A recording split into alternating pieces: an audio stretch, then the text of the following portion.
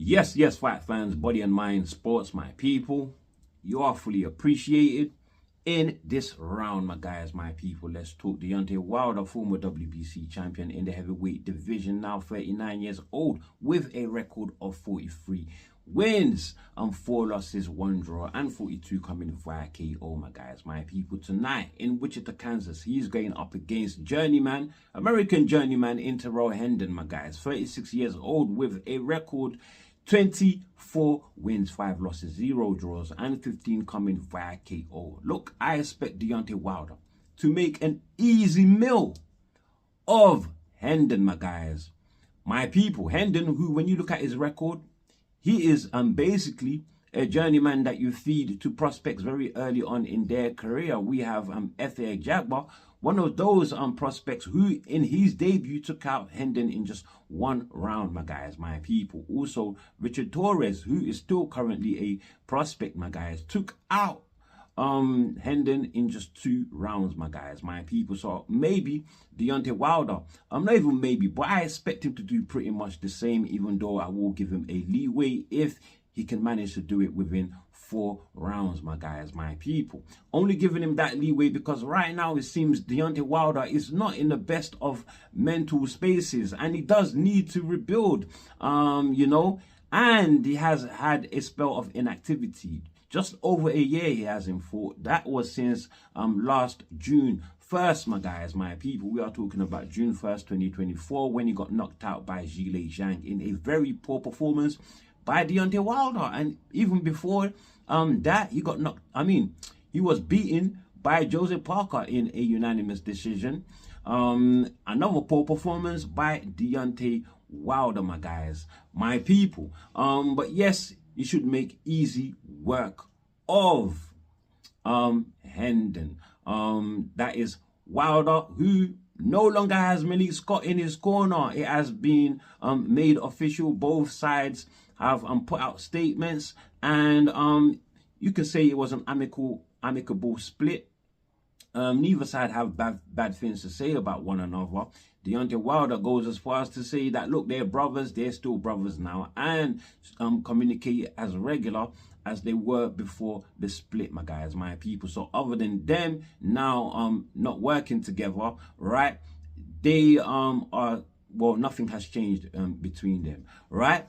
Malik Scott, who wishes Deontay Wilder all the best and believes that Deontay Wilder is in the best hands, my guys, my people. And to tell you the truth, maybe when he says that, he's possibly talking about Don House, who is now Deontay Wilder's trainer for this fight, my guys, my people. Don House, very experienced trainer, has trained the likes of Diego Corrales, Kevin Kelly, and has even dipped his hands into UFC training the likes of Tito Ortiz twice, my guys, my people. So this is a very experienced trainer, and he's a good one as well.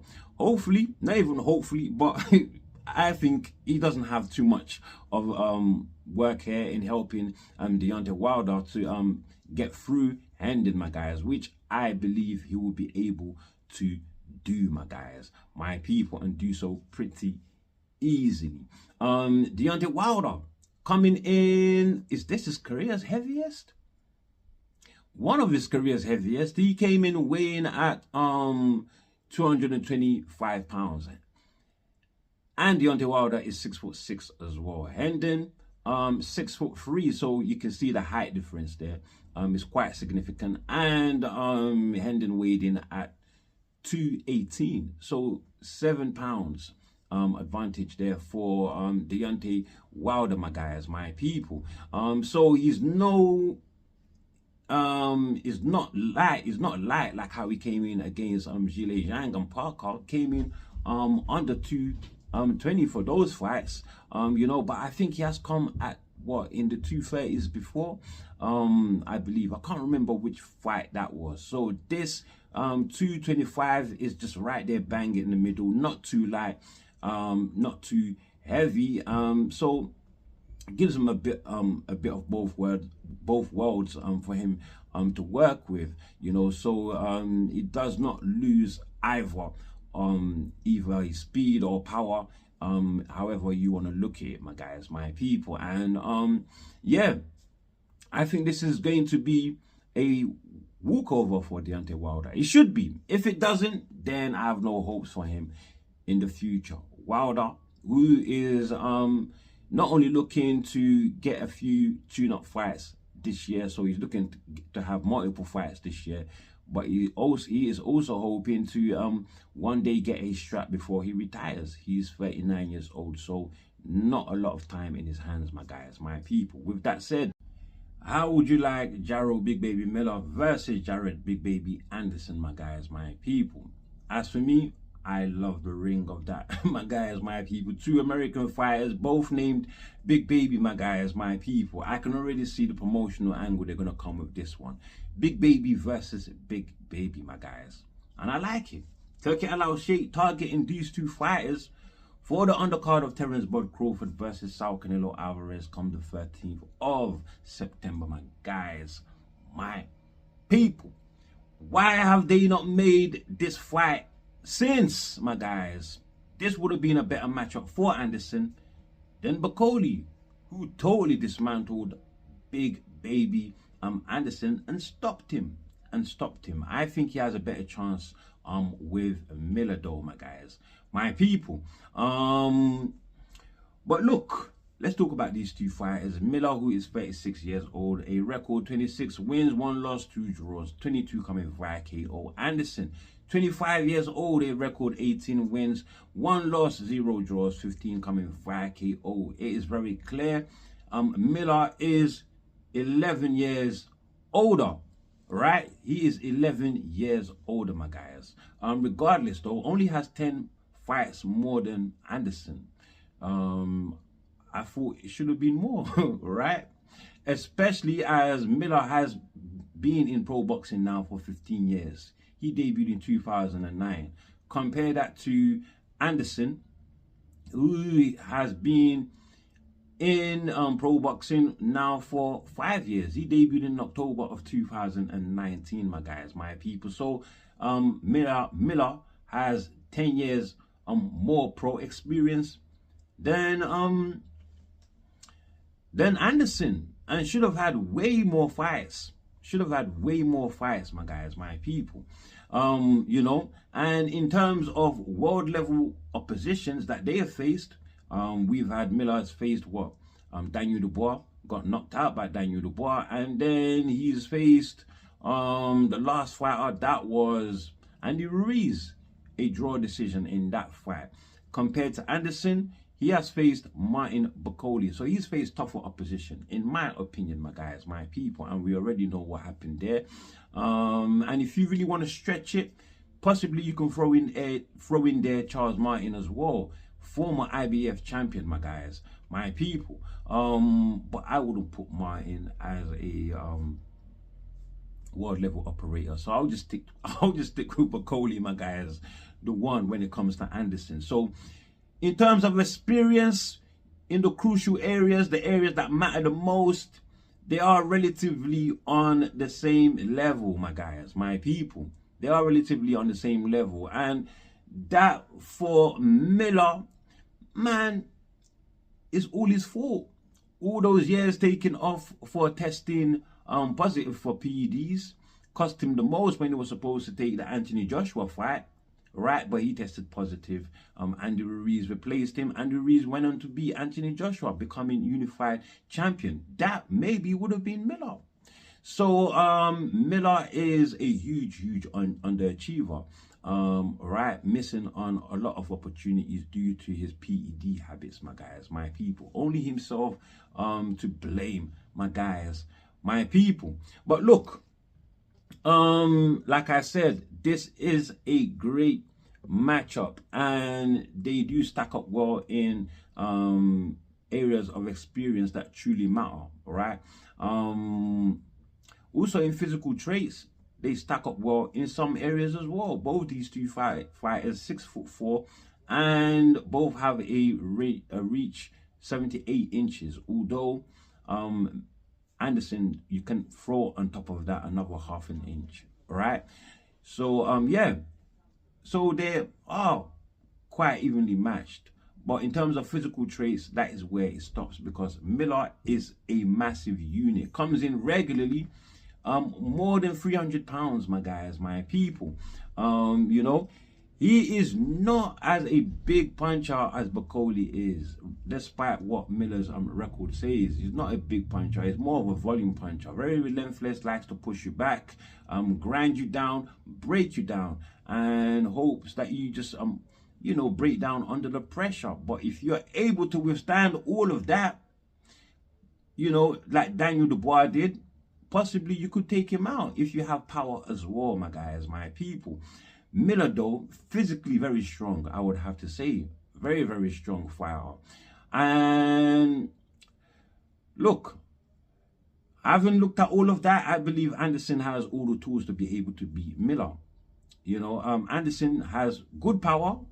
He's got good power, right? He has speed, great combination puncher, whereas Miller's combination punching is very easy to predict. Very, very easy to predict. Anderson, on the other hand, great combination puncher, and he has great stamina. And you could take a good, decent punch, as long as you're not a huge puncher like Martin Bakole, that is, right? Which Miller isn't.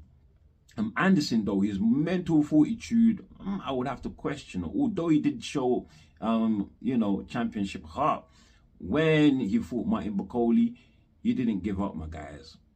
He didn't quit, you know. But outside of the ring, he has sort of shown that maybe his heart is not in the sport. And in his last fight against Marius Colliers, a Greek fighter, he really didn't want to be there, my guys, my people. He really underperformed in that fight there. So I don't know. Will he take this fight versus Miller? I think he has a great chance against Miller. I think he has a great chance. But Miller, though, will be quite hypocritical if he actually takes the fight, seeing that he has been heavily criticizing Anthony Joshua for being linked up with Anderson for a possible fight next, my guys. He says Anderson is easy pickings, and he would advise Anderson not to take the fight with Joshua because he thinks Anderson will lose. So does Miller think that he loses to Anderson? Right? Or is he just you know, saying that because Miller himself is hoping that somewhere along the line he will get to face Anthony Joshua as well? And him and Anderson, they don't really get on that well, so to speak, my guys, my people. So possibly trying to steer Anderson away from the from a possible Joshua fight. Keep that fight for himself, Miller. Right? So this is quite hypocritical. So if that makes Joshua a pussy, as he says, Joshua is a P-U-S-S-Y, my guys, my people, for even looking Anderson's way, then what does that make Miller if he takes this Anderson fight, my guys, my people? I'll leave that for you guys to answer, my guys, my people. You know, Miller, who was supposed to fight Wardley, missed out on that opportunity. Justice Hooney took that fight instead and got knocked out, right? Miller says, well, he was not really match fit, injury and all that, so he has to pull out. Does not really want to get involved in another fight unless he is 100% match fit, my guys, my people. As it says, he took the most damage in the Daniel Dubois fight, and you know, and the reason why he lost was because he wasn't really match fit going into that fight either, my guys, my people. So hopefully, if he does take this Anderson fight, no excuses. Come in 100% match fit. Don't pull out for any reason, my guys, my people. Big Baby Miller, right now he says he is a free agent working on you know, setting up his own promotion, my guys, my people. So he's no longer with Salita. He does not answer to Salita. He says, don't believe anything that comes out of anybody's mouth unless it is coming from Spencer Brown, my guys, my people. Well, should we believe Turkey then, who says he wants Miller versus Anderson, my guys, my people. Anyway, that's all I've got for Miller and Anderson. On to the next one, my guys, my people. The next one, we have Devin the Dream Haney versus Brian Norman, the WBO champion in the 147-pound division. That is the welterweight division, my guys, my people. Brian Norman, who took out Jin Sasaki in just what was it, 5 rounds? Right, I believe 5 rounds. Not only took him out, but totally erased his memory. Sasaki, you know, can't remember anything within 6 weeks of that fight there with Norman. In fact, he doesn't even remember taking the fight with Norman. Shocking. Norman is a dangerous boxer, puncher, my guys. Only 24 years old, the youngest champion in men's boxing, my guys, my people. And he is looking great. Devin Haney, you have to celebrate Devin the Dream Haney, because he has been the one calling for this fight. He has been the one calling for this fight, my guys, my people. And well, you know, if this fight is to happen, you know, Turkey is going to be the one behind this one, and I'm sure he will be able to put up the money that Brian Norman wants. You know, Brian Norman, who turned down 1.7 million to fight Rnds Ennis, saying that he wanted more. He wanted more. He wanted more than 2 million. In fact, he wanted 2.2 million exactly. And I think Turkey can provide that. In fact, he has. He has, my guys, because Brian Norman himself, he DL'd that yes, an offer has been made to him. He does like the offer. He likes the terms. He's ready to go. He's ready to go, my guys. Now it's on the Haney's to send a contract and sign and seal. Done. Done. So as far as Norman goes, he is ready to go, my guys, my people. He thinks he can beat Devin the Dream Haney, and likewise, Devin the Dream Haney thinks he can do the same. I think this would be a great fight at 147 pounds, my guys, my people. Devin the Dream Haney, who has never fought at 147, has fought at a catchweight of 144. Right, against Ramirez, and that was really his introduction to 147. Ramirez, who also has never fought at 147, my guys, my people. You know, it was also before this Brian Norman fight came into fruition. There were talks of him and Hitchens, but Hitchens is at 140, and I think he's committed to accomplishing things at 140. Hitchens, the current IBF champion. But then even before Hitchens, of course, the Teo fight, that fell out for Devin the Dream Haney. That was supposed to happen on the 16th of August, but Teo was not happy with the terms, my guys, my people. He didn't take the fight, right? And he wasn't happy with a lot of things. I mean, Teo does not make any sense. Just absolutely confusing. And I'm predicting we will probably get Teo and Hitchens next in a unification. In a unification. Teo, who is the WBO champion at 140, and maybe we'll also get Devin the Dream Haney versus Norman versus Brian Norman, my guys, my people, who was actually targeting the winner of Barrios and Manny Pacquiao.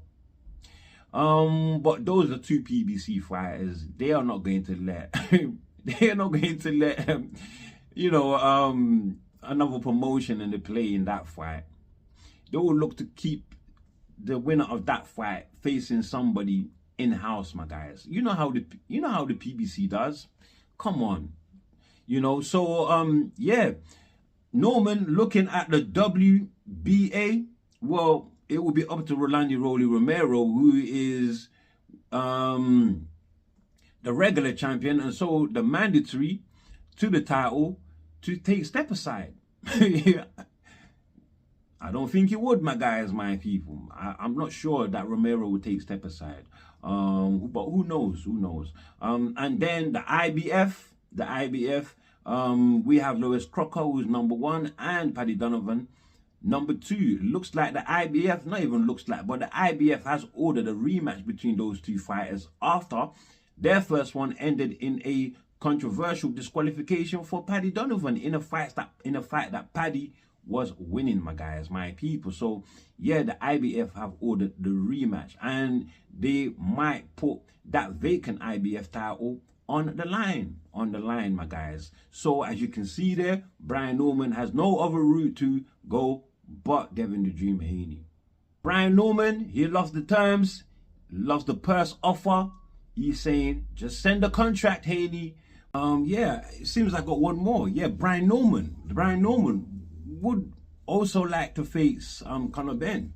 He says he wouldn't mind fighting Connor Benn if Connor Benn can come down to 147 to his original weight class and you know, challenge him for his WBO strap, my guys, my people. So a title opportunity there for Brian Norman, my guys, my people. But Connor Benn, who in his most recent fight, which he lost to Chris Eubank Jr., that was at 160, 2 divisions above, my guys, my people. And before that, his 2 fights were at 154, my guys, my people. So I don't know. Brian Norman getting this fight with Connor next, I don't think it's very possible, because it's not possible at all. It's not possible at all, not on Connor's side anyway, for him to fight Brian Norman next, simply because he would want to hold on to the weight that he has right now to meet Chris Eubank Jr. in September. And they're already working on a date for that fight. Right, they're rescheduling the date for that fight. It's either going to be in late September or early October, my guys, my people. In terms of the contract, already signed and sealed and ready to deliver. So they're gearing up for that fight. So unless Brian Norman wants to wait after the Eubank fight, I don't see why he should wait. Why not take the Haney fight? Norman, who says he would much prefer the fight to happen in the UK. You know, he says he likes Japan, where he last fought against Sasaki. However, Japan, very polite, very quiet crowd, and he would much prefer, you know, fighting in the UK against Connor Benn, where he would much prefer fighting in the UK against Connor Benn, my guys, because of the real vibrant UK crowd, my guys, my people. So it's either Connor Benn or Manny Pacquiao, like I have explained before. I don't think he's gonna get the Manny Pacquiao fight immediately, and I don't think he will get the Connor Benn fight immediately either, my guys, my people. So it looks like all roads leading to Devin the Dream Haney right now, which I think is a great matchup. And as I have said, he has you know, he does like the offer on the table, and he wants just now pen to contract, and that's it, to be signed and sealed. And with that said, that's all I have for you on this one, my guys, my people. Before you leave, do like, do share, subscribe, of course, drop your comments below, my guys, my people, and as always, stay super blessed.